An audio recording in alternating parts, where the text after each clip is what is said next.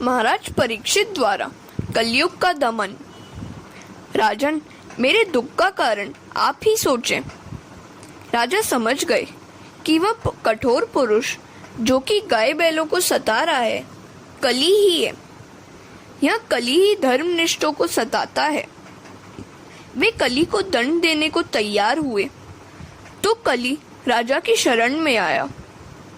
कली ने परीक्षित के चरणों का स्पर्श किया और यही कारण है कि परीक्षित राजा की मति भ्रष्ट हुई। जिस मनुष्य के स्वभाव और चरित्र से हम अनजान हो उसका हमें कभी स्पर्श नहीं करना चाहिए। जिस व्यक्ति का तुम स्पर्श करोगे उस व्यक्ति के कुछ न कुछ परमाणु तुम्हारे शरीर में प्रविष्ट हो जाएंगे। पुण्यशाली व्यक्ति के परमाणु पवित्र होते हैं और पापी व्यक्ति के परमाणु अपवित्र होते हैं। जैसे व्यक्ति का स्पर्श करोगे वैसे व्यक्ति के परमाणु तुम्हारे शरीर में घुस जाएंगे। परीक्षित राजा ने कली को स्पर्श करने दिया तो उनकी बुद्धि में विकार आ गया।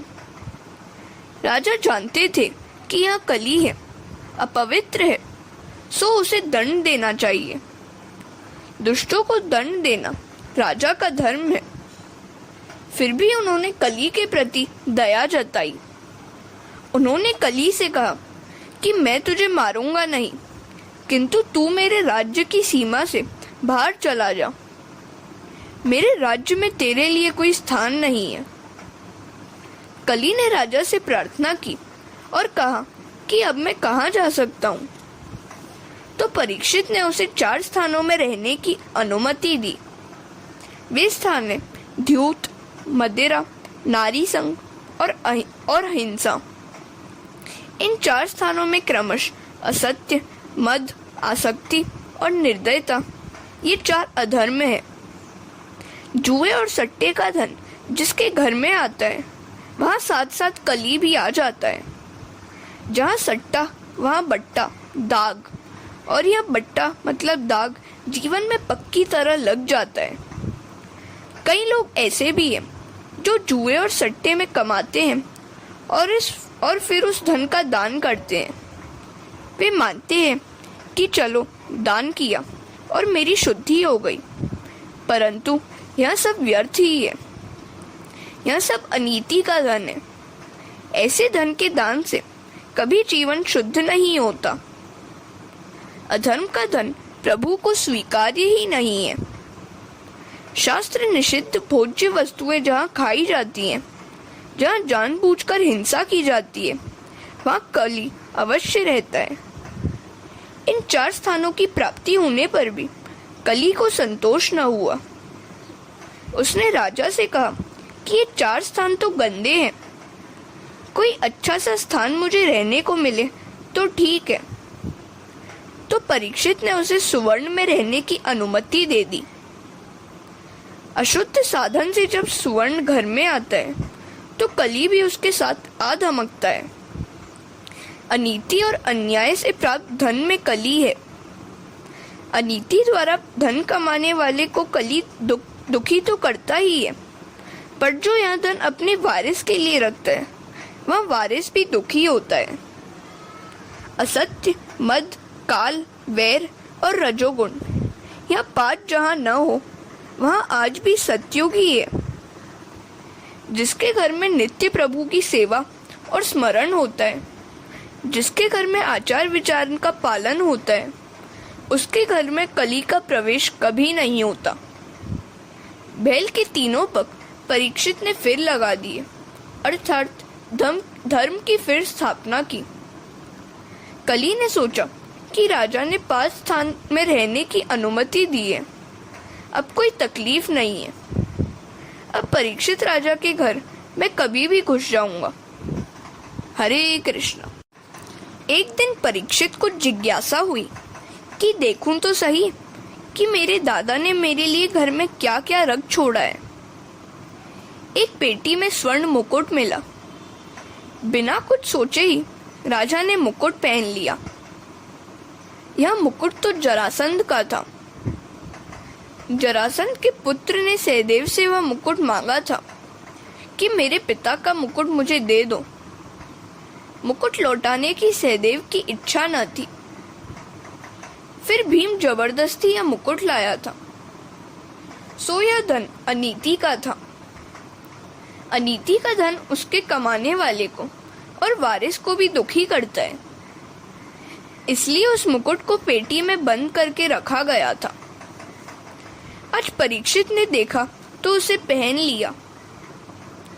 वह मुकुट अधर्म से लाया गया था, इसलिए उसके द्वारा कली ने परीक्षित की बुद्धि में प्रवेश किया। इस मुकुट को पहनकर परीक्षित राजा वन में शिकार करने गए। यहाँ एकता शब्द का प्रयोग किया गया है। राजा वैसे तो कभी शिकार करने के लिए जाते नहीं थे, किंतु आज गए हैं। अनेक जीवों की हत्या की। मध्याह्न काल होने पर राजा को भूख और प्यास सताने लगी। उन्होंने एक ऋषि के आश्रम में प्रवेश किया। शमीक ऋषि समाधि में लीन थे। कोई संत जब ध्यान में बैठे हो वहां मत जाना। यदि जाना पड़े तो प्रणाम करके लौट आओ। उस समय लौकिक बात न छेड़ो। प्रभु के साथ एक होने की इच्छा संत की होती है। लौकिक बातें उनके तप, ध्यान, भजन में बाधा रूप बनेंगी। परीक्षित ने सोचा कि इस देश का मैं राजा हूँ, फिर भी ऋषि मेरा स्वागत क्यों नहीं करते हैं? शायद स्वागत न करने का नाटक ही वे कर रहे हैं। राजा की बुद्धि में कली ने प्रवेश कर लिया था। अतः शमीक ऋषि की ही सेवा करने की अपेक्षा राजा ऋषि से कर रहे हैं। उन्हें दुर्बुद्धि ने आ घेरा। उन्होंने एक मरा हुआ शमीक ऋषि के गले में पहना दिया। उन्होंने तपस्वी का अपमान किया। अन्य को अपमानित करने वाला स्वयं अपना ही अपमान करता है। अन्य को छलने वाला खुद अपने को ही छलता है, क्योंकि सभी में आत्मा तो एक ही है। राजा ने शमीक ऋषि के गले में तो मरा हुआ सांप पहनाया, किंतु ऐसा करके उन्होंने अपने गले में तो मानो जीवित सांप ही पहना लिया। सर्प काल का स्वरूप है। सर्प साक्षात काल का स्वरूप है। सभी इंद्रिय वृत्तियों को अंतर्मुख करके प्रभु में स्थिर हुआ ज्ञानी जीवी शमीक ऋषि है। ऐसे ज्ञानी जीव के गले में सर्प पहनाने का अर्थ है काल को मारना। जितेंद्रिय योगी का काल स्वयं मरता है, अर्थात काल उसे प्रभावित नहीं कर सकता। राजा का अर्थ है रजोगुण में फंसा भोग प्रदान विलासी जीव। ऐसों के गले में सर्प लटकता है, अर्थात जीवित सर्प उसके गले में है। हरे कृष्ण। राजा परीक्षित को श्रृंगी ऋषि का श्राप। शमीक ऋषि के पुत्र श्रृंगी ने जब यह बात जानी तो वह क्रोध से भड़क उठा कि ऋषि का अपमान करने वाला यह राजा क्या समझता है अपने मन में। उसने सोचा कि ब्रह्म तेज अब भी जगत में विद्यमान है, मैं राजा को श्राप दूंगा। श्रृंगी ने श्राप दिया कि राजा, तूने तो मेरे पिता के गले में मरा हुआ सांप पहना दिया, किंतु आज से 7वें दिन तुझे तक्षक नाग डसेगा। परीक्षित ने अपने सिर से मुकुट उतारा तो तुरंत उसे अपनी भयंकर भूल का भान हुआ। मैंने आज पाप किया। मैंने मति भ्रष्ट होकर ऋषि का अपमान किया। जब मति भ्रष्ट हो जाए तो मान लो कि कुछ न कुछ अशुभ अवश्य होगा। पाप हो जाए तो उसका विचार करके अपने शरीर को सजा दो। भोजन करने से पहले सोच लो कि मेरे हाथों से कुछ पाप तो नहीं हो गया। जिस दिन पाप हुआ उस दिन अनशन करो, तो फिर कभी पाप नहीं होगा। धन्य है परीक्षित राजा, उसने जीवन में एक बार ही पाप किया था, किंतु पाप हो जाने के बाद उसने पानी तक नहीं पिया। ऋषि कुमार द्वारा दिए गए श्राप की बात सुनकर उसने सोचा कि अच्छा ही हुआ कि मुझे मेरे पाप की सजा मिल गई। परीक्षित सोचते हैं कि मैं संसार के विषय सुखों में फंस गया था। अतः मुझे सावधान करने के लिए प्रभु ने मुझ पर यह कृपा की है। मुझे अगर शाप न मिला होता तो मैं भला कब वैराग्य धारण करता। मेरे लिए प्रभु ने शापावतार धारण किया है। मृत्यु सर पर मंडरा रही है, ऐसा सोचते रहोगे तो पाप नहीं होगा। परीक्षित ने गृहत्याग किया और वे गंगा तट पर आए। उन्होंने गंगा स्नान किया और यह निश्चय किया कि अन्न जल का त्याग करके अब प्रायश्चित व्रत करूंगा। बड़े बड़े ऋषियों ने यह बात सुनी तो बिना बुलाए ही वे राजा से मिलने आ गए। उन्होंने सोचा कि परीक्षित अब राजा नहीं, राजर्षि बन गए। राजा के विलासी जीवन का अब अंत हुआ है। राजा का जीवन अब बदल गया है और इसलिए वे सब परीक्षित से मिलने आए। परीक्षित ने खड़े होकर सबको प्रणाम करके उनकी पूजा की। राजा ने अपनी पाप की बात उन ऋषियों से बता दी। वैसे तो सभी लोग पाप को छिपाते हैं और अपने पुण्य की बातें सबके सामने प्रकट करते रहते हैं। पाप को छिपाओ मत और पुण्य को तुम प्रकट मत करो। समाज के सामने पाप स्वीकारने से पाप करने की आदत छूट जाती है। हरे कृष्ण। परीक्षित का अनशन व्रत और श्री सुखदेव जी का आगमन। परीक्षित ने कहा कि मैंने पवित्र संत के गले में मरा हुआ सांप पहना दिया। मैं अधम हूँ, मेरा उद्धार कीजिए। मैंने सुना है कि पापी को यमदूत मारते पीटते ले जाते हैं। मेरा मरण सुधरे ऐसा कोई उपाय बताएं। मुझे डर लगता है। मैंने मरने की अभी तक कोई तैयारी भी नहीं की है। परीक्षित ने मृत्यु की वेदना का विचार किया। जन्म मरण के दुख के विचार से पाप छूटेगा। उन्होंने ऋषियों से कहा, आप कुछ ऐसा करें कि 7 दिन में मुझे मुक्ति मिल जाए। आसन्न मृत्यु के कर्तव्य आदि मुझे बताइए। समय अधिक नहीं है। ज्ञान की लंबी चौड़ी बातें करेंगे तो समय पूरा हो जाएगा। मुझे ऐसी बातें बताइए और मुझे ऐसा मार्ग बताइए जिससे परमात्मा के चरणों में मैं लीन हो जाऊं। मुझे ऐसी कथा सुनाइए जिससे मेरी मुक्ति हो। ऋषिगण सोचने लगे, हम भी मृत्यु से डरते हैं। अंत समय में प्रभु का नाम होठों पर आना मुश्किल बात है। मात्र 7 ही दिन में राजा को कैसे मुक्ति मिलेगी? यह तो अशक्य ही है। इससे सब ऋषि चुप हो गए।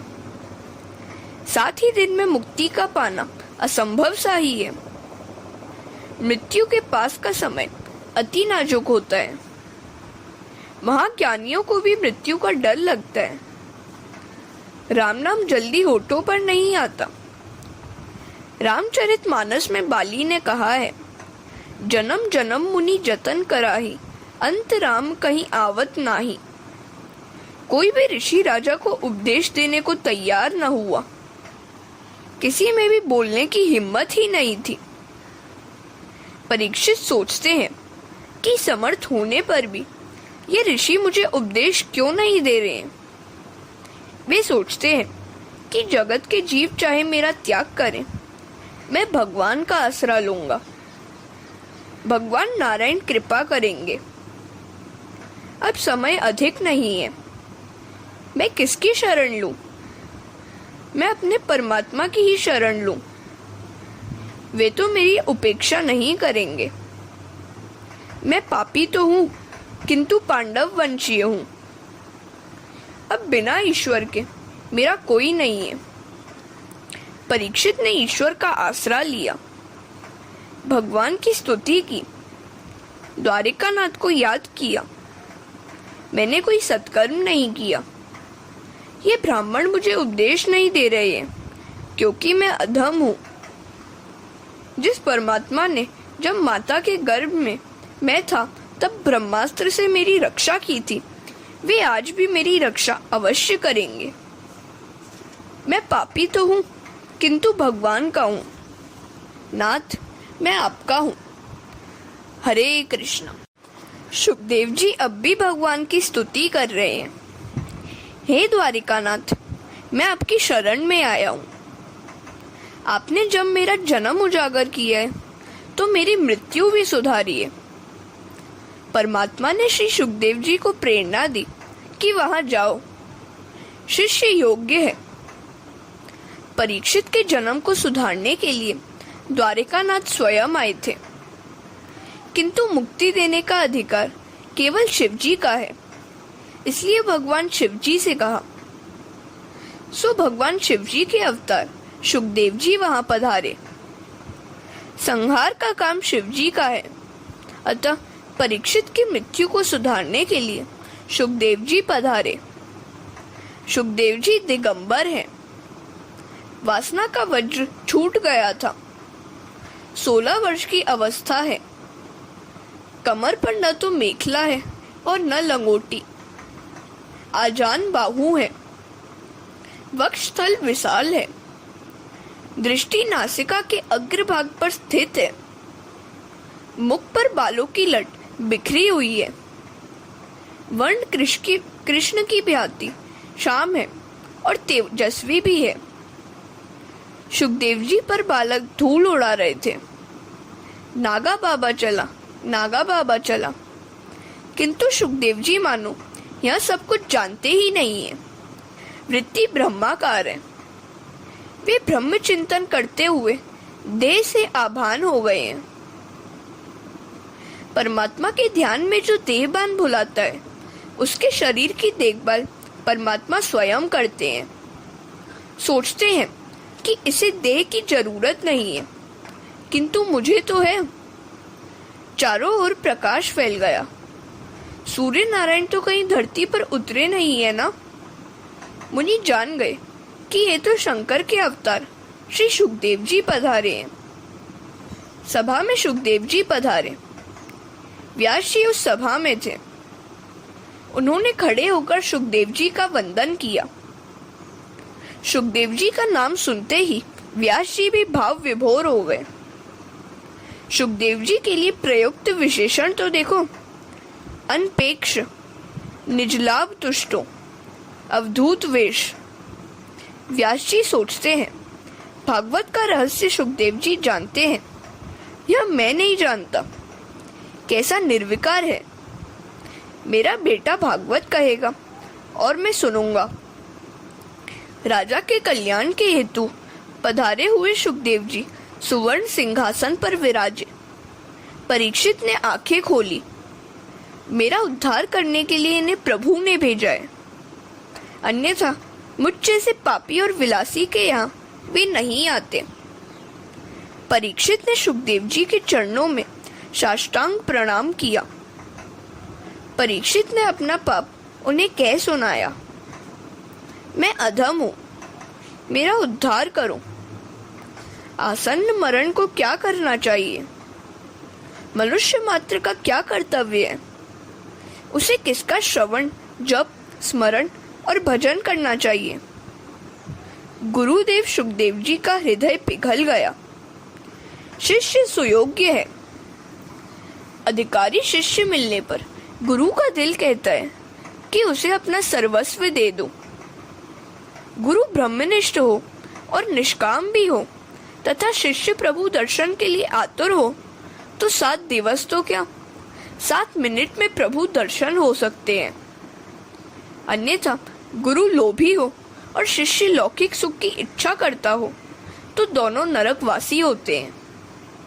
लोभी गुरु और लालची चेला होए नरक में ठेलम ठेला।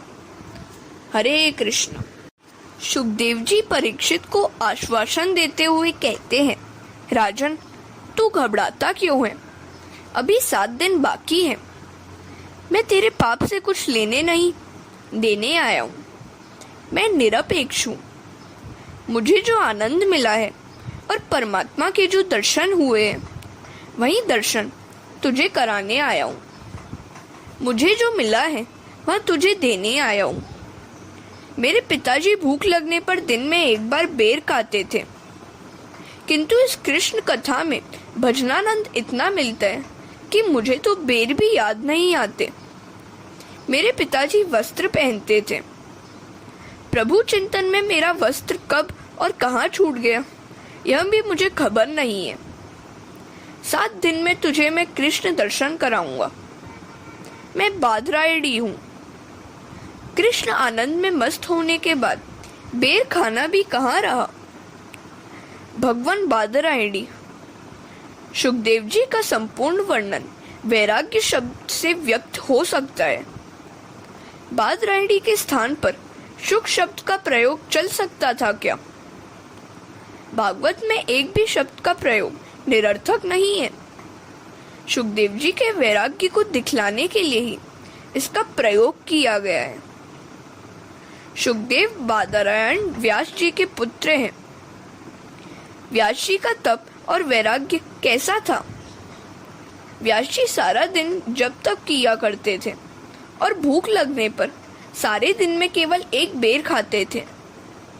केवल बेर का ही आहार करते थे, अतः वे बादरायण कहलाए। ऐसे बादरायण के सुखदेव जी पुत्र हैं। जिसमें खूब ज्ञान वैराग्य हो वह दूसरे को सुधार सकता है। सुखदेव जी में वे दोनों पूर्णतः थे। आज के सुधारक में त्याग और संयम दिखाई ही नहीं देता। वह दूसरों को क्या सुधारेगा? मनुष्य पहले अपने आप को ही सुधारने का प्रयत्न करे। राजन, जो समय बीत गया उसका स्मरण मत करो, भविष्य का विचार भी मत करो, सिर्फ वर्तमान को सुधारो। 7 दिन बाकी रहे हैं। मेरे नारायण का स्मरण करो, तुम्हारा जीवन अवश्य उजागर होगा। लौकिक रस के भोगी को प्रेम रस नहीं मिलता, भक्ति रस भी नहीं मिलता। जिसने काम का त्याग किया है वही रसिक है। जगत का रस कटु है, प्रेम रस ही मधुर है। जो इंद्रियों के अधीन होता है उसे काल पकड़ता है।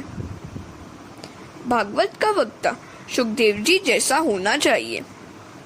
हरे राम राम राम हरे हरे, हरे कृष्ण कृष्ण कृष्ण हरे हरे। प्रथम स्कंद समाप्त।